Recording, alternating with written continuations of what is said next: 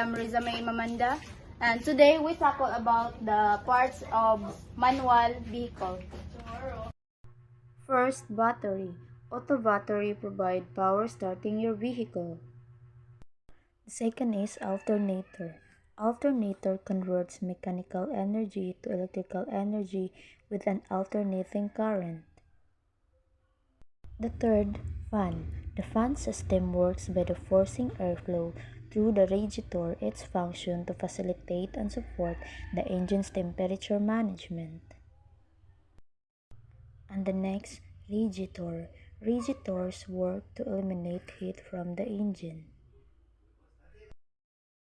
Next, side light.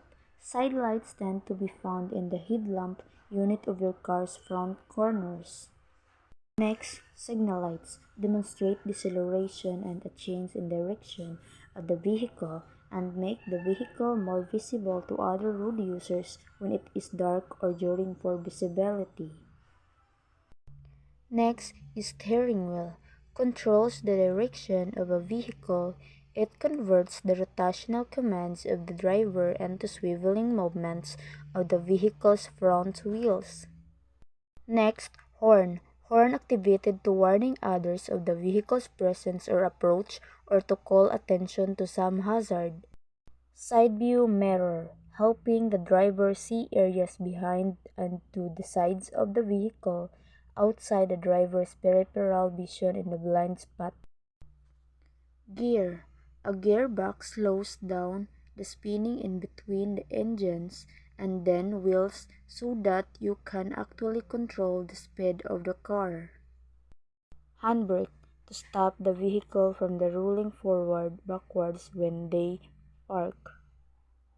And this is also the clutch.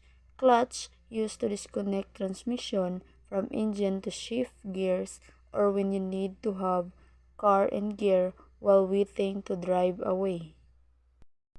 Foot brake used to reduce the car's speed while driving. Throttle is a means of controlling an engine's power by regulating the amount of fuel or air entering the engine.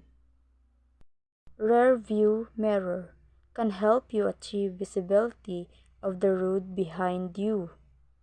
And that's all for today. Thank you.